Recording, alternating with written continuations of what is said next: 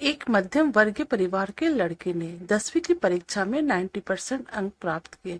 पिता ने मार्कशीट देखकर खुशी खुशी अपनी बीबी से कहा कि बना लीजिए मीठा दलिया, स्कूल की परीक्षा में आपके लाडले को 90% अंक मिले हैं। माँ किचन से दौड़ती हुई आई और खुशी खुशी बोली, मुझे भी दिखाइए, मुझे भी मेरे लाल का रिजल्ट देखना है।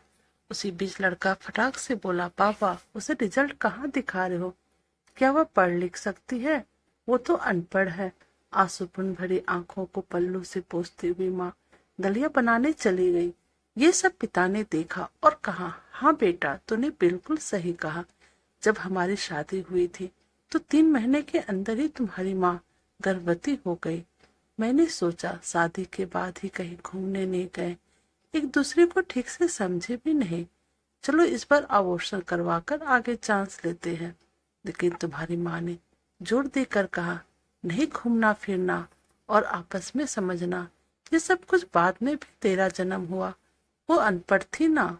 जब तू गर्भ में था तो उसे दूध बिल्कुल पसंद नहीं था। उसने तुझे स्वस्थ बनाने के लिए हर दिन 9 महीने तक दूध पिलाया। क्योंकि वो अनपढ़ थी ना, तुम्हें सुबह 7 बजे स्कूल जाना रहता था, इसलिए सुबह 5 बजे उठकर तेरा मनपसंद नाश्ता और डिब्बा बनाती थी।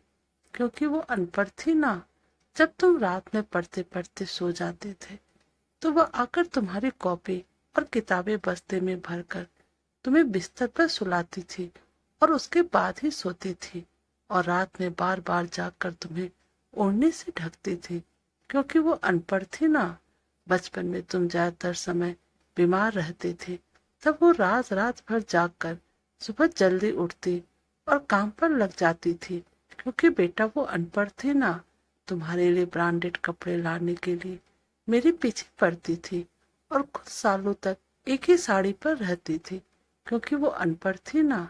ये सब बातें सुनकर लड़का रोते रोते अपनी माँ से लिपट कर बोला, माँ मुझे तो कागज पर 90% अंक मिले हैं, लेकिन आप मेरे जीवन को 100% बनाने वाली पहली शिक्षक हो। माँ मैं आज भी अशिक्षित हूँ और आपके पास पीएचडी के ऊपर भी उच्च डिग्री है। क्योंकि आज मैं अपनी माँ के अंदर छुपे हुए डॉक्टर, शिक्षक, वकील, ड्रेस डिजाइनर, बेस्ट कुक, इन सभी के दर्शन कर लिए। माँ मुझे क्षमा कर दीजिए।